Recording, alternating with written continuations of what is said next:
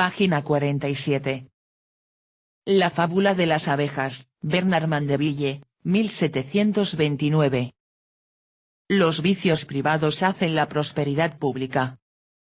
Parágrafos 7. 0.3.7.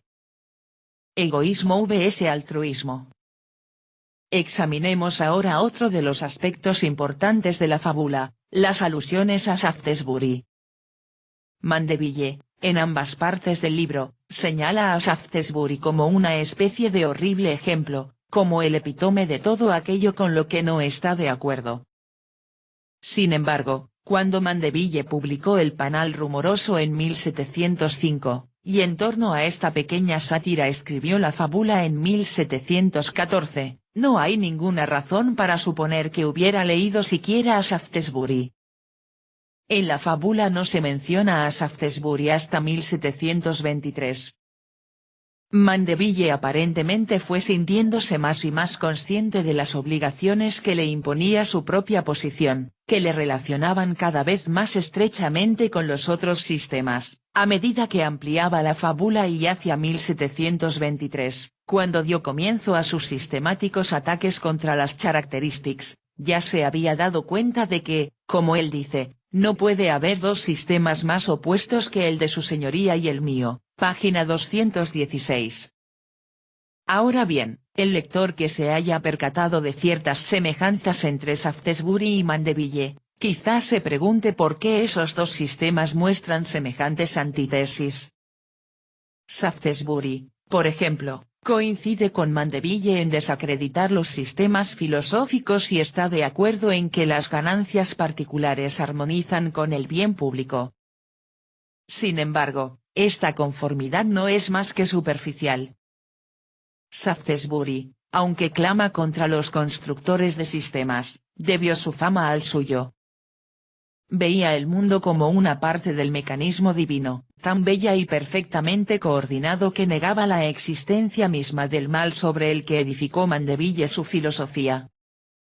Y mientras que para Mandeville la totalidad a la cual cada acto particular contribuye tan perfectamente, constituía el mundo cotidiano, Shaftesbury considera al universo desde el punto de vista del todo.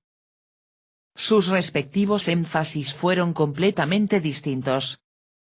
Shaftesbury dice, considerada al todo y no será necesario preocuparse por el individuo. Mandeville, en cambio, estudiad al individuo y el todo se cuidará solo.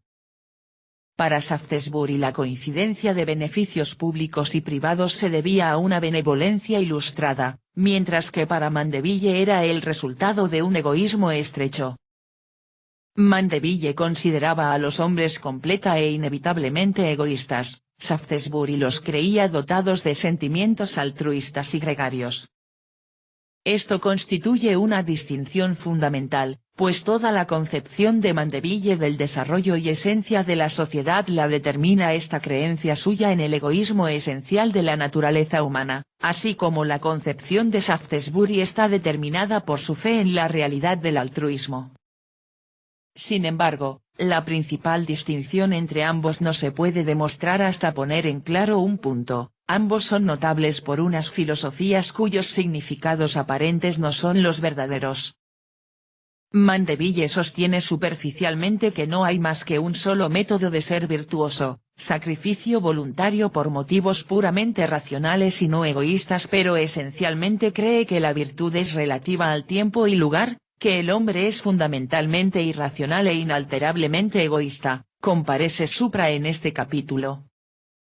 En cambio, a Shaftesbury, debido a su principio de fidelidad a la naturaleza, se le atribuye con frecuencia la defensa de la virtud de obedecer los impulsos satisfaciendo los propios deseos, pero en realidad, en el fondo, Shaftesbury quiso decir algo muy distinto a esto. Su naturaleza es el conjunto del divino esquema de la creación, algo como una ley inalterable y perfecta, cuya ejecución significa la sujeción a ella de todas las voluntades y diferencias individuales. Su estoico seguir a la naturaleza era esencialmente racionalista y represivo. Así que, Mandeville es absolutista, racionalista y utilitarista, mientras que Shaftesbury, superficialmente, es relativista y abogado del impulso, pero en realidad es absolutista y racionalista. Por lo tanto, la oposición entre ambos fue doble, pues no solo son antagónicos en el aspecto superficial de sus creencias, sino que también las actitudes fundamentales que motivaron sus pensamientos, fueron completamente opuestas. Cada uno produce una tesis inversa a la del otro.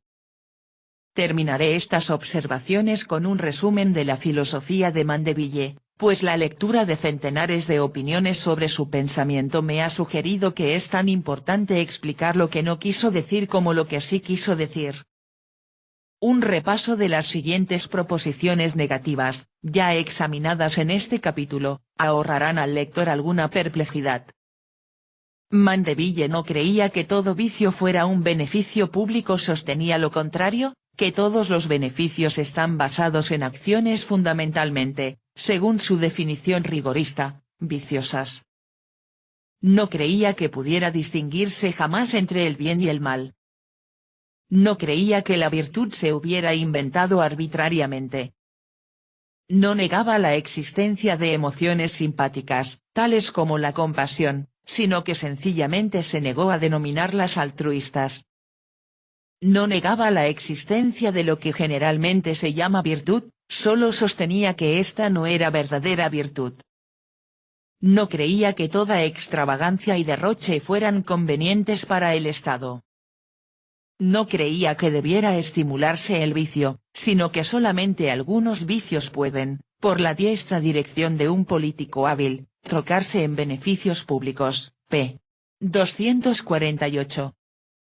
Y, finalmente, aunque el libro de Mandeville es, como observa el Dr. Johnson, la obra de un pensador, y posee gran perspicacia y mucha astucia, no fue propósito de su autor que se aceptara literalmente, como un tratado de cálculo, sino que lo ideó también, y lo logra con éxito, para recreo del lector.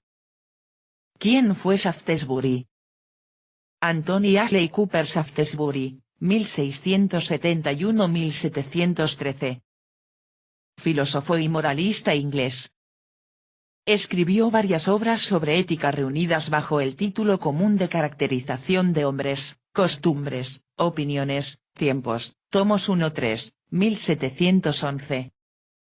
La idea fundamental de Shaftesbury es su doctrina sobre la autonomía de la moral y su independencia de las condiciones sociales.